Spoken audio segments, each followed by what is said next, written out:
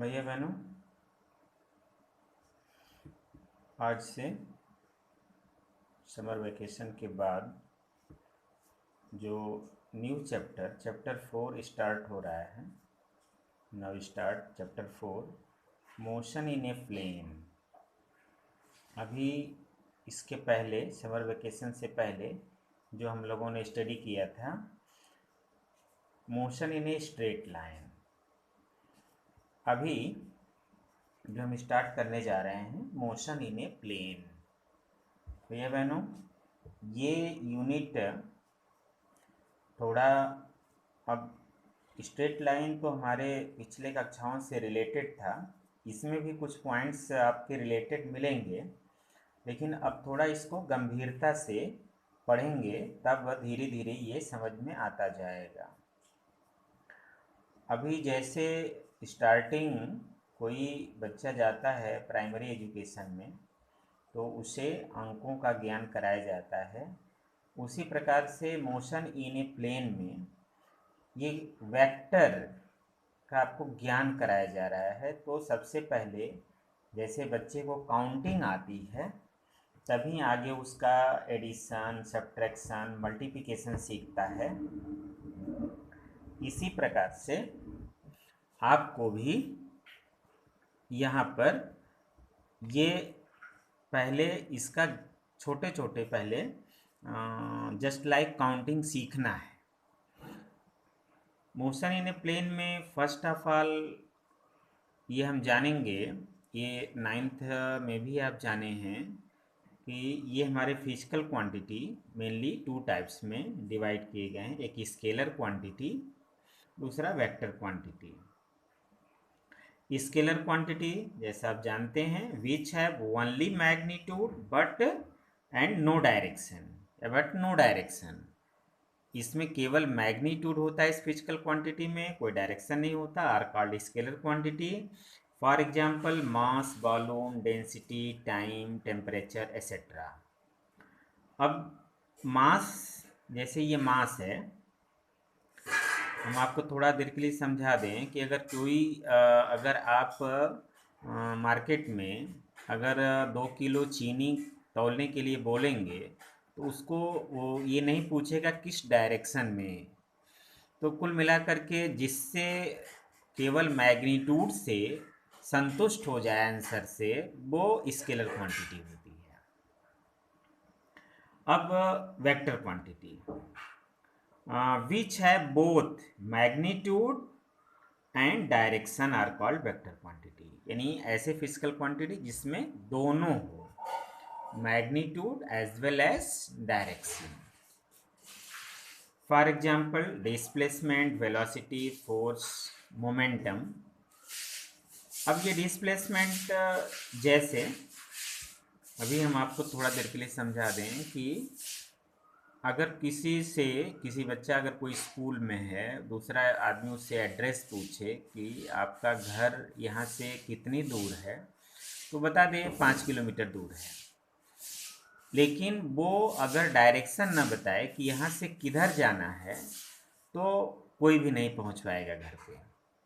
उसको डायरेक्शन बताना होगा कि यहाँ से आप उत्तर तरफ इतने किलोमीटर जाएंगे, फिर पश्चिम तरफ जाएंगे, फिर उत्तर तरफ जाएंगे, तो आप हमारे घर पर पहुँच सकते हैं। तो ये होता है, यानी जिस आंसर से हम संतुष्ट हो जाएं, वो होता है वेक्टर क्वांटिटी। इसीलिए displacement, velocity, force, momentum etcetera, ऐसे बहुत से और क्वांटिटीज़ हैं।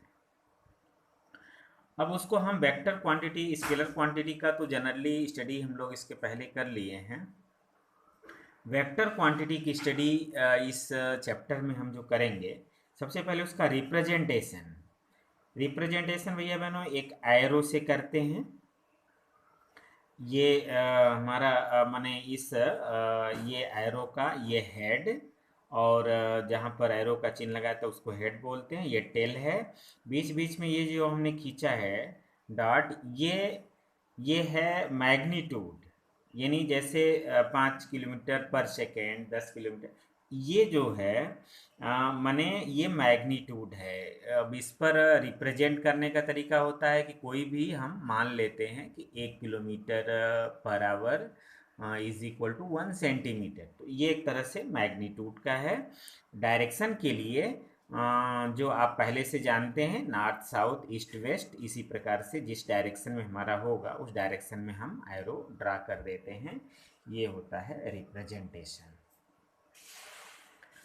सबसे पहले दो टाइप का वेक्टर्स हम देखेंगे। पहला होता है पोजीशन वेक्टर, यानी a vector which gives position of an object with reference to the origin of a coordinate system is called position vector।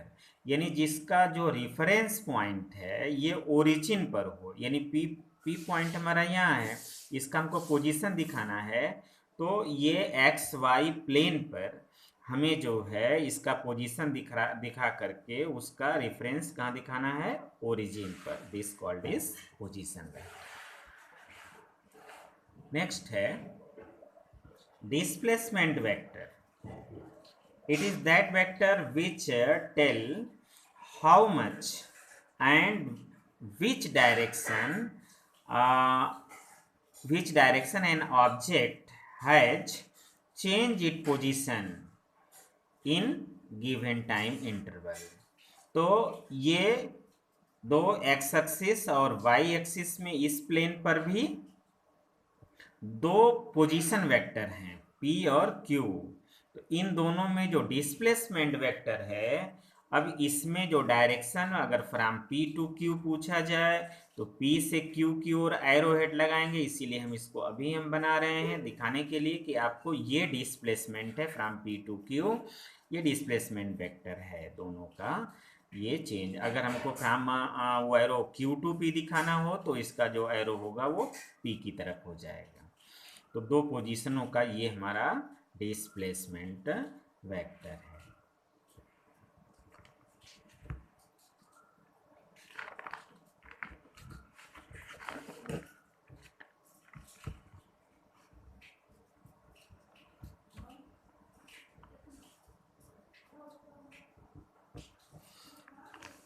अब जैसे जो भैया बहनों जो हम काउंटिंग की बात किए थे कि गिनती सिखाई जाती है, काउंटिंग सिखाई जाती है, उसी प्रकार से सम डिफिनीशन इन ए वेक्टर अलजेब्रा, जो जो चीज़ें यूज होंगी वो आगे पढ़ने में, उन सब कुछ ऐसे वेक्टर्स हैं जिनको जान लेना ज़रूरी है।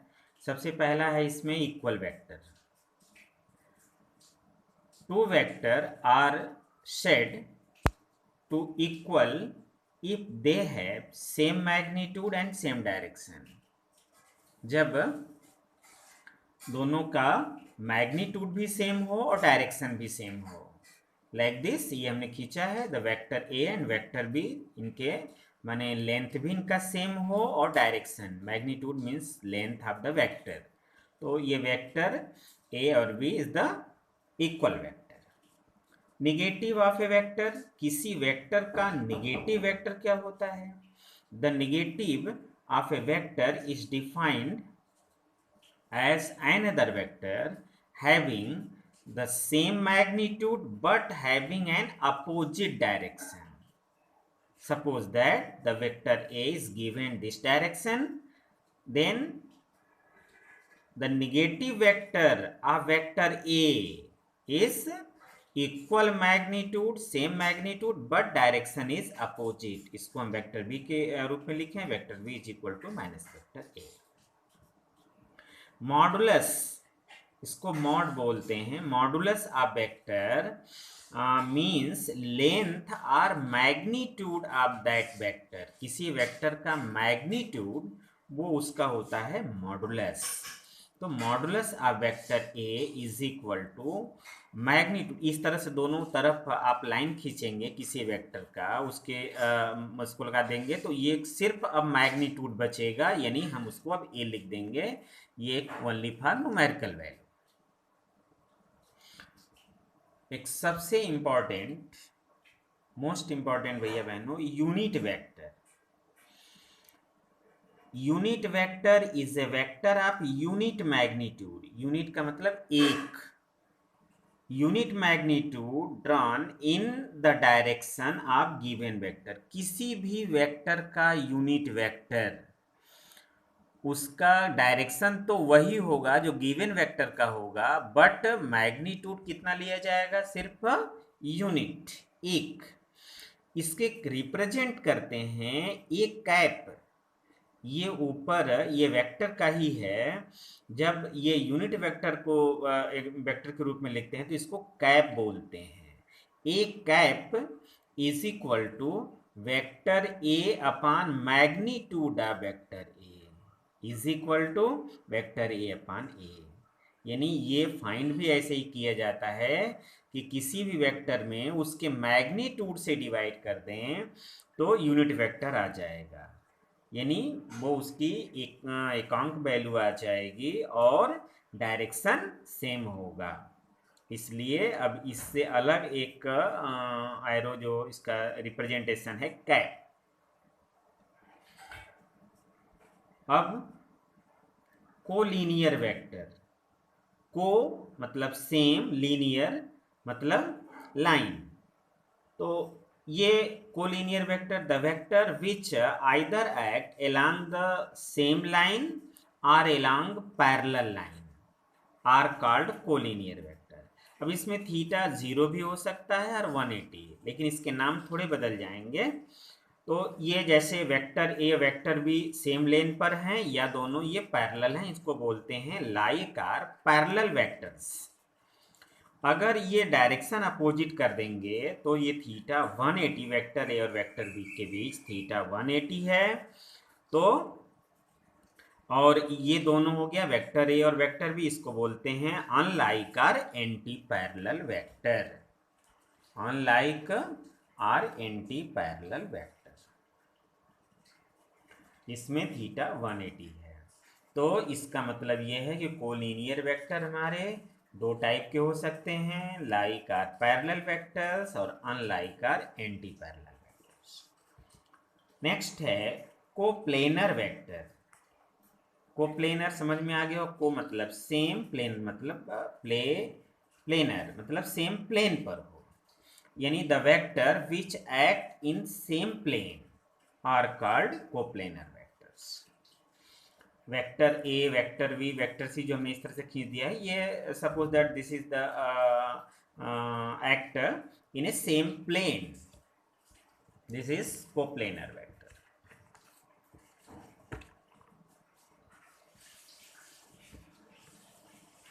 Next co initial vectors.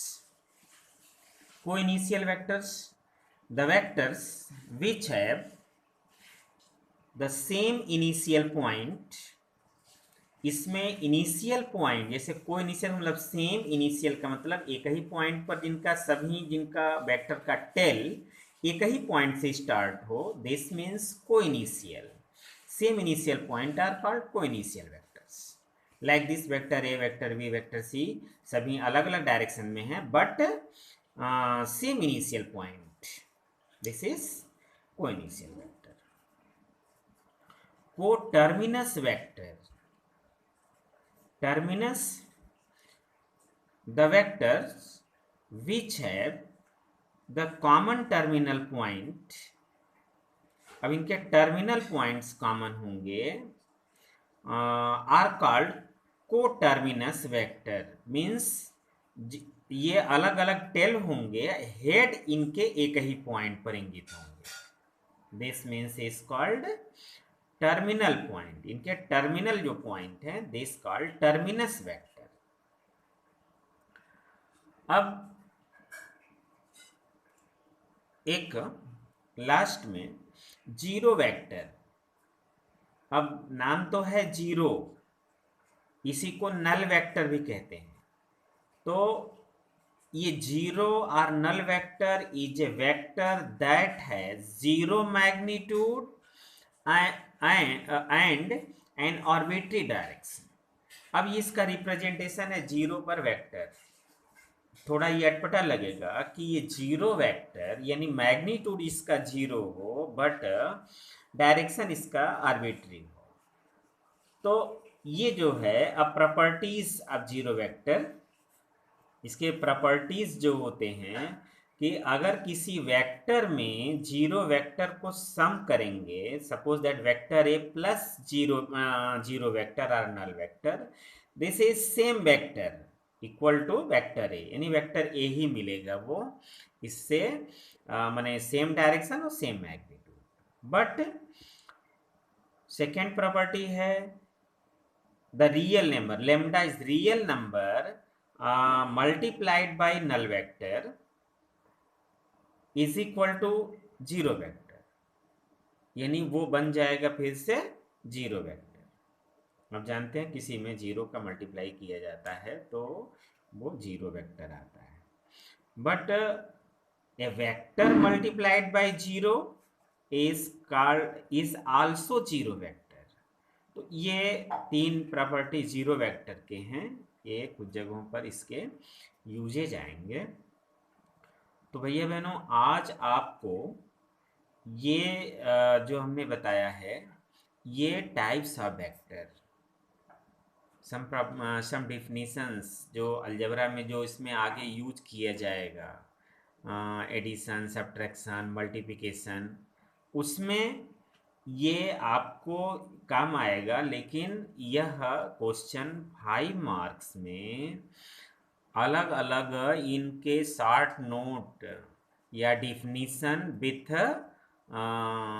Representation, ये 5 नाम दे दिए जाएंगे, उस पर आपको डिफिनीशन और उसके रिप्रेजेंटेशन बनाने होंगे। इस पर आपको एक पर एक नंबर मिलेंगे, 5 नंबर के क्वेश्चन आते हैं। तो ये एक मोस्ट इम्पॉर्टेंट है। और आज अगर इस जिस तरह से आप काउंटिंग सीखे हैं वैसे ही अगर ये वेक्टर्स को आप जान लेंगे तब आप इसके आगे का प्रोसेस सीखेंगे। तो आज आपके लिए इतना ही है। पहले फर्स्ट स्टार्टिंग आज हो रही है। आप अपनी तैयारी, जो एग्जामिनेशन आपको पहले सूचना थी 24 से होने वाला है, वह अब आपका 2 जुलाई से होगा। टाइम टेबल आपको फिर से उसी ग्रुप में डाल दिया जाएगा। आप जो तैयारी करेंगे जिस यूनिट की, ये हमने लिख दिया है, chapter for PA first, unit and dimensions and motion in a straight line. इन्हीं 2 यूनिटों का आप स्टडी करेंगे। हम क्वेश्चन के भी टाइप बता दें कि भैया बहनों ये क्वेश्चन 5 उसमें ऑप्शनल एमसीक्यू होंगे, 5 वेरी शॉर्ट आंसर टाइप जिसमें केवल 1 वर्ड और 1 सेंटेंस उसका आंसर होगा, और लास्ट जो 10 क्वेश्चन होंगे वो 2 मार्क्स के होंगे। उसमें छोटे डेरिवेशन, न्यूमेरिकल या 2 से 3 लाइन 4 लाइन में उसका आंसर लिखा जाएगा। आप उसका आंसर वैसे ही आप टेस्ट कॉपी पर आप बना करके लिखेंगे, और वो 1 घंटे का समय आपको मिलेगा, और 1 घंटे में आपको पेपर सॉल्व करना है और 10 मिनट में उसका फिर से पीडीएफ बना करके और हमें व्हाट्सएप पर सेंड करना है। जो इंस्ट्रक्शन में आपको लिखा मिलेगा, पेपर में इंस्ट्रक्शन के नीचे व्हाट्सएप नंबर भी फिर से लिखा मिलेगा। और भैया बहनों इसमें सम्मिलित होना अनिवार्य है, क्योंकि अभी सभी जो निर्देश है कि 11th के वर्चुअल क्लासेस जो भी चल रहे हैं उनके जो एग्ज़ाम हो जाएंगे पीए फर्स्ट के, वही आगे के आपको रिज़ल्ट में काउंट होगा। तो ये ठीक है कि आपका भले ही रिज़ल्ट नहीं आया है तो कोई एग्ज़ाम तो होना नहीं है, रिज़ल्ट आ जाएगा जैसे भी, तो आपको आगे एडमिशन कराना है। और साथ ही साथ जो यूनिट हमने पढ़ा दिया है, जो भैया बहन कॉपी नहीं भेज पाए हैं वो कॉपी को अपना पूरी कॉपी का पीडीएफ बना करके और हमारे व्हाट्सएप पर इसको सेंड कर दें। धन्यवाद।